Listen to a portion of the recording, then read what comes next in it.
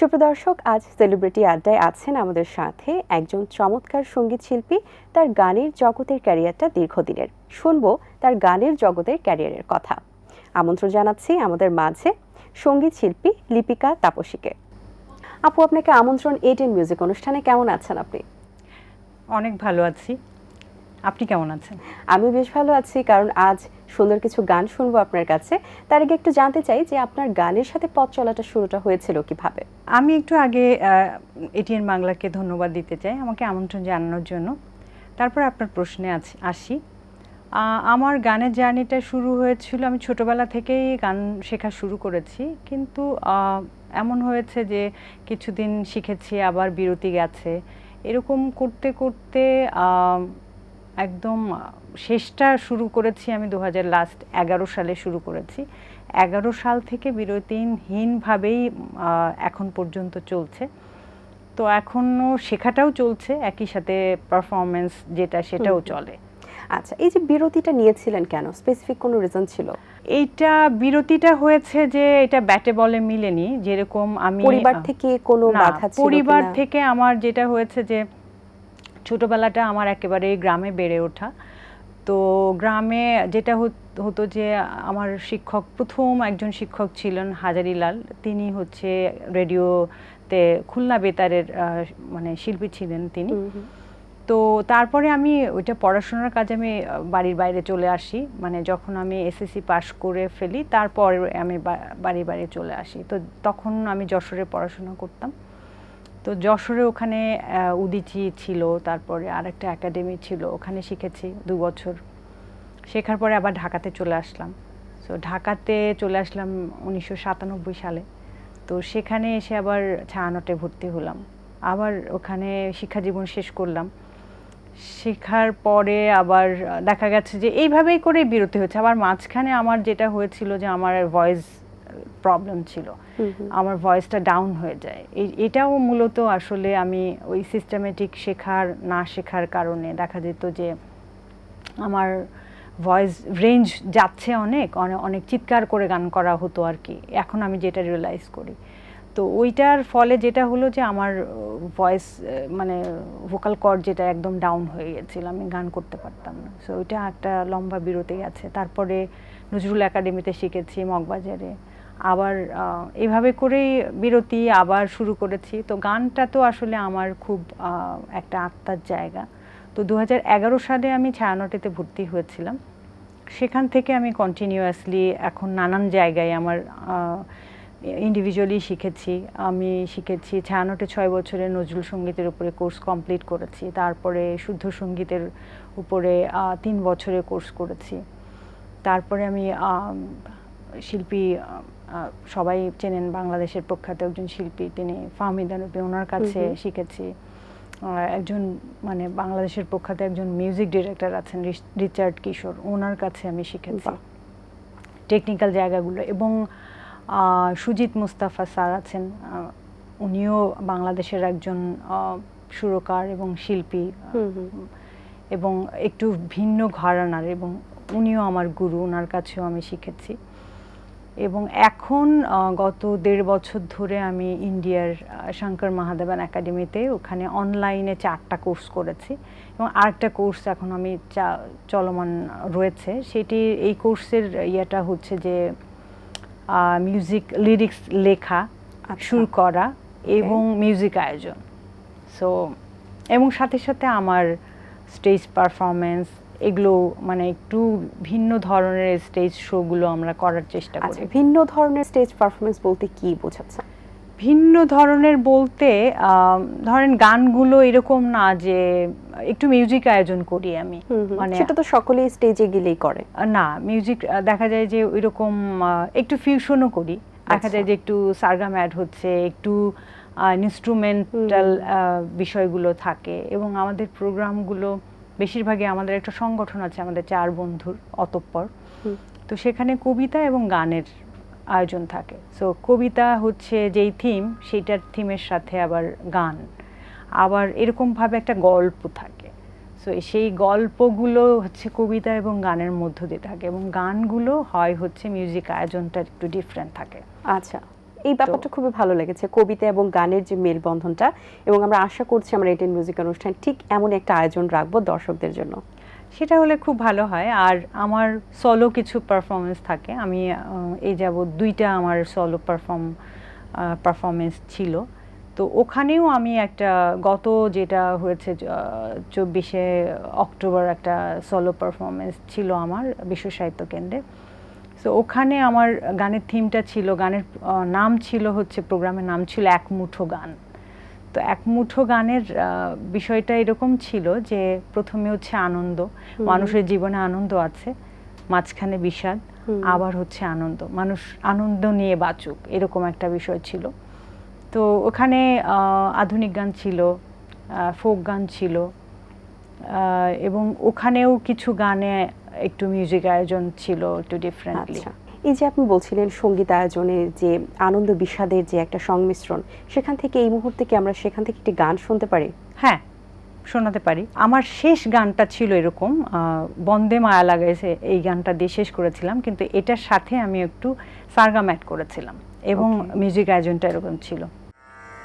বন্দে মায়া লাগাইছে পিরিতে শিখাইছে, বন্দে মায়া লাগাইছে পিরিতে শিখাইছে, দেহনা বানাইছে কি জাদু করিয়ার বন্দে মায়া লাগাইছে, কি জাদু করিয়ার বন্দে মায়া লাগাইছে। বাহ, দারুণ। আসলে আমরা যে গানটা, যেমন এই গানটাই যদি বলি যে বন্দে মায়া লাগাইছে, খুব ফাস্ট শুনি এবং খুব রিদমিক এবং ফাস্ট এবং ধামাকাদার গান যতটুকু আমাদের জেনারেশন মনে করে, বাট এই যে একটা অন্য আঙ্গিকে রিপ্রেজেন্ট করা, ইটস ভেরি ইউনিক, ভালো লেগেছে। Thank you so much.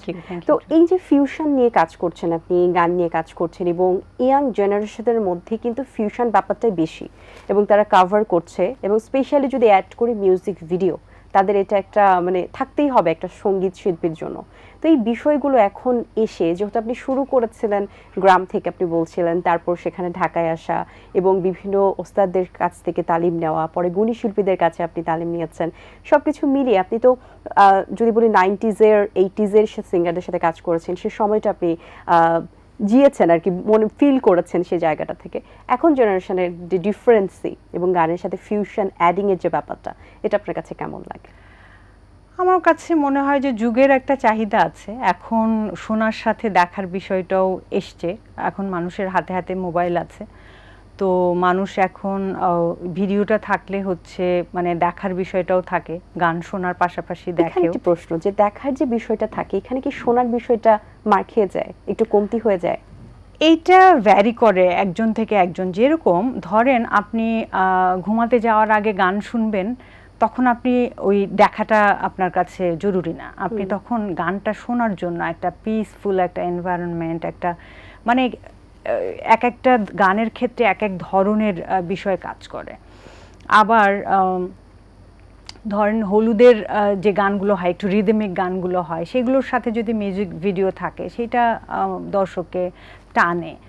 আবার ধরেন সকালের গানের সাথেও মিউজিক ভিডিওটা ইম্পর্টেন্ট না, এটা হয়তো শোনাটা ইম্পর্টেন্ট। মানে একটা গান আপনি একদম শুরুতেই বলেছিলেন যে গান একটা অপশন হতে পারে মানুষকে রিলিফ দেওয়ার ক্ষেত্রে, হ্যাঁ, মানে মানুষ নিজেকে শান্তি খুঁজে পেতে পারে গানের মধ্যে। তো ওই জায়গাটায় কে কিভাবে কখন শুনছে সেটার উপরে আসলে নির্ভর করে। যখন মানুষ আনন্দের মুডে আছে তখন হয়তো ফিউশন এবং রিদমিক একটা, এবং মানুষ যখন জার্নি করছে তখন একটা রিদমিক জায়গার এবং মিউজিক অ্যারেঞ্জমেন্টটা একটু ডিফারেন্ট হলে তখন মানুষের কাছে শুনতে ভালো লাগে, মানুষ ওগুলো শুনে।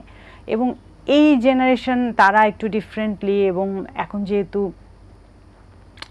একটু মানে এক একটা দর্শক ভেদে এটা ভিন্নভাবে নেয়। আর যেহেতু ইউটিউব চ্যানেল আছে, তো ইউটিউব চ্যানেলের ওই যে প্রচার মাধ্যমে আপনাকে মানে কত ভিউ হবে সেইটার একটা দেখার বিষয় আছে। ওখানে যদি আপনি ভালো কিছু উপস্থাপনা না দেন তাহলে কিন্তু আবার ভিউটা হবে না ভালো। তো তো সেই জায়গাটায়ও দেখা যাচ্ছে যে মিডিয়া, সোশ্যাল মিডিয়ায় কোনটা কন্টেন্টটা ভালো যাবে সেই জায়গা থেকেও মানুষ হচ্ছে কন্টেন্টের দিকে গুরুত্ব দেয়, ভিডিওর দিকে গুরুত্ব দেয়। এই ক্ষেত্রে অনেক সময় দেখা যায় যে গানটা হয়তো বা পার্সোনালি অ্যাজ এ দর্শকদের তো ভালো লাগার ভার্সেটাইল দর্শক আমাদের, তাদের জন্য আমাদের সবকিছু করা। তো এক পক্ষ, বেশিরভাগ পক্ষতে দেখা যায় তাদের ভালো লাগছে, কিন্তু কিছু পক্ষ বলছেন যে এই গানটার কোনো কোয়ালিটি নেই, তারপরে সেই গানটার lakh lakh million billion view হচ্ছে। তো এই ব্যাপারগুলো ভিউয়ার্সের ক্ষেত্রে কি গানের মানকে কিভাবে জাজ করে? ভিউ দিয়ে আসলে জাজ করা যাবে না। তার কারণ ভালো গান, আপনি দেখবেন যে ভালো গানেরও দর্শক আছে। এখন ভালো গানের কে কিভাবে এটাকে মানে নিয়ে যাচ্ছে সেটা একটা গুরুত্বপূর্ণ বিষয়। যেরকম আমি আমার 5টা গান আছে মৌলিক গান, তো সেই মৌলিক গানগুলো আমি ভিডিও করেছি, কিন্তু আমার কাছে মনে হয় যে আমি কোন ধরনের গান করতে চাই, প্রমোট করতে চাই, সেইটাকে আমি নিশ্চয়ই ওইভাবে স্রোতে গা ভাসিয়ে দিব না। সো কে কিভাবে স্রোতে গা ভাসালে যারা হয় কি হয়তো সাময়িকভাবে সে ভিউ পাচ্ছে। এখন এই ভিউয়ের ব্যাপারটা আবার অন্যভাবেও দেখা যায়, যাদের দেখা যায় যে গলায় সুর নাই, বেসুরে গান গাচ্ছে, তাদের ভিউও দেখবেন অনেক, ওইটা হচ্ছে নেগেটিভ ভিউ, নেগেটিভ প্রচার। তো এখন যারা আসলে শুদ্ধভাবে গানের চর্চাটা করে তাদেরকে এই গানের দিকেই, কোয়ালিটির দিকেই এইটাই নজর দেওয়া উচিত। ভিডিও হতে পারে মানুষের কাছে নেওয়ার জন্য, সোশ্যাল মিডিয়াতে আরও বেশি পৌঁছানোর জন্য, এটি একটি টুলস হতে পারে যা আরও বেশি মানুষের কাছে পৌঁছানোর জন্য। কিন্তু যারা শুদ্ধ সঙ্গীতটাকে এবং সুস্থ এবং ভালো সঙ্গীতটাকে প্রমোট করতে চায় তাদেরকে আগে সঙ্গীতের দিকেই আসলে নজরটা দিতে হবে। না হলে আসলে ওই যে আপনি দেখার বিষয়টা থাকে, কিন্তু ওই যে আপনাকে যে মনের ছোঁয়ার যে ব্যাপারটা এবং এটি যে দীর্ঘমেয়াদে থেকে যাবে এই বিষয়টাও কিন্তু থাকে না। ওটা সাময়িক একটা ভিউ হচ্ছে, হয়তো তিনি কিছু টাকা অর্থও আয় করছেন সেখান থেকে, মানে এটার সাথে আবার অর্থ আয়ের বিষয় জড়িত আছে, কিন্তু মানে এটা অদূর ভবিষ্যতে গিয়ে আসলে এই শিল্পগুলো বেশি দিন টিকে থাকে না, ভালো কিছুই টিকে থাকে। অর্থ আয়ের কথা যখন বললেন, একটু জানতে চাই যে বাই প্রফেশন সকলেই চান যে দিন শেষে একটা অ্যামাউন্ট বা একটা প্রফেশনে তারা অ্যাড হতে, এবং গানের ক্ষেত্রে গানকে প্রফেশন হিসেবে নেওয়া কি আসলেও চ্যালেঞ্জিং কিনা? কারণ দিন শেষে অন্যান্য যে সেক্টরগুলোতে থাকে, যেখানে যে থাকে অফিসিয়াল সেক্টরগুলো বা কর্পোরেট সেক্টরগুলো, এই সাংস্কৃতিক অঙ্গনে গানকে প্রফেশন হিসেবে নেওয়াটা কতটুকু যৌক্তিক?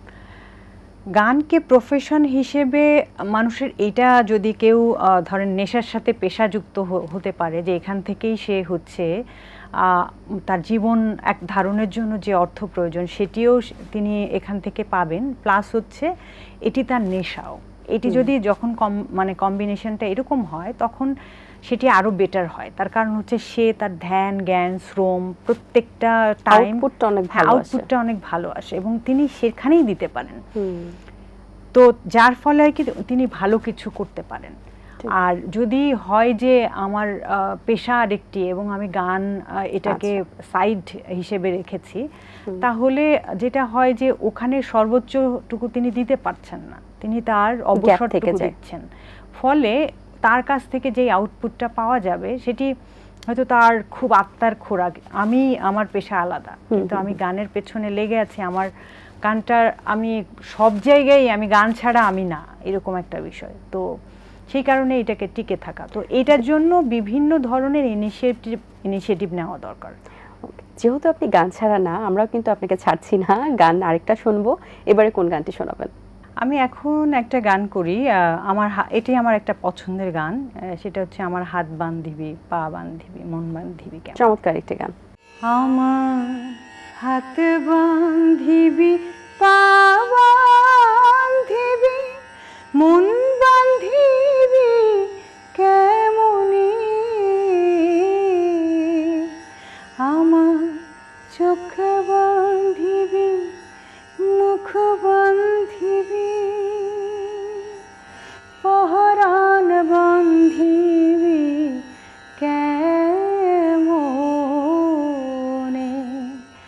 আমার হাত বান্ধিবি, পা বান্ধিবি, মন বান্ধিবি কেমনে, আমার চোখ বান্ধিবি, মুখ বান্ধিবি,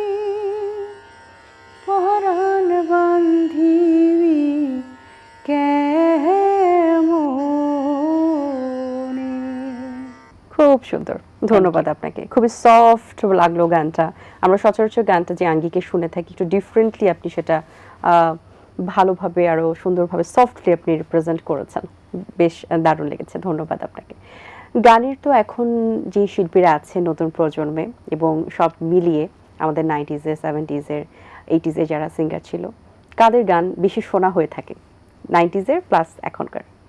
আমি লাস্ট যে গানটি শুনছি এটির শিল্পী, নারী শিল্পী হচ্ছে সাবিনা ইয়াসমিন, শ্রদ্ধেয় সাবিনা ইয়াসমিন। ওনার হচ্ছে আমি কত রাত কত দিন ভেবেছি।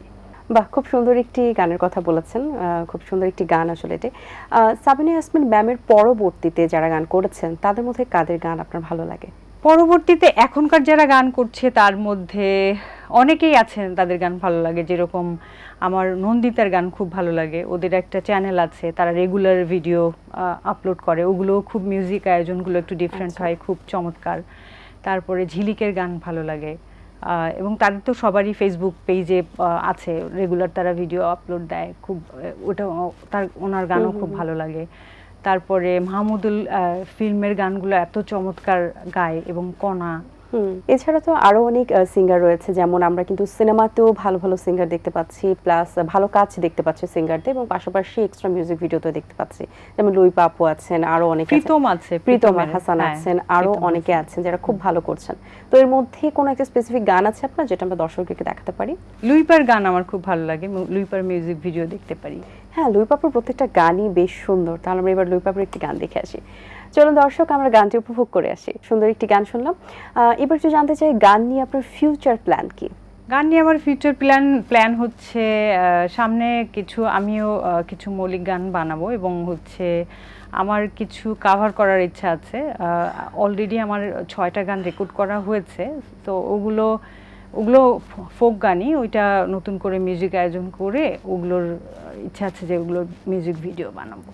আচ্ছা, অবশ্যই সেটা আপনার প্রত্যাশা পূরণ হোক। এবারে আমরা অনুষ্ঠানের শেষ প্রান্তে চলে এসেছি। যাওয়ার আগে আমাদের প্রিয় দর্শকদের উদ্দেশ্যে কিছু বলার আছে?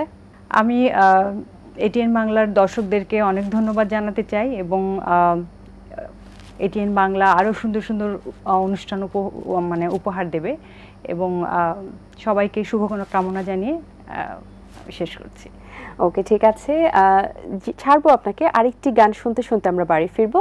তার আগে একটু আমি দর্শকদের কাছ থেকে বিদায় নিয়ে আসি। দর্শক, আশা করছি আজকের আয়োজন ভালো লেগেছে।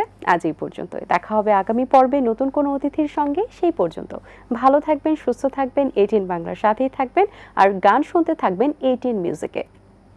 আপু, কোন গানটি করছেন? এটি একটি ফোক গান, দিনে দিনে খুশিয়া পড়িবে। আচ্ছা। ও দিনে দিনে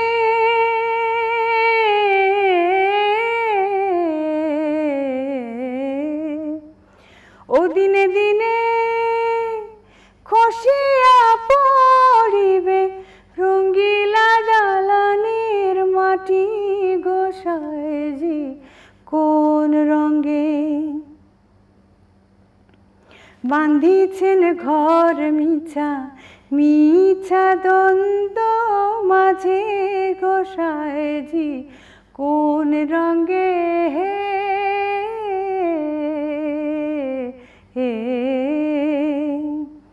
বাহল না কাল গেল হাসিতে খেলিতে, জৈবন কাল গেল রঙে, আর বৃদ্ধ না কাল গেল ভাবিতে চিন্তিতে, বৃদ্ধ না কাল গেল ভাবিতে চিন্তিতে, গুরু ভজিব কোন কালে গো সাইজি কোন রঙে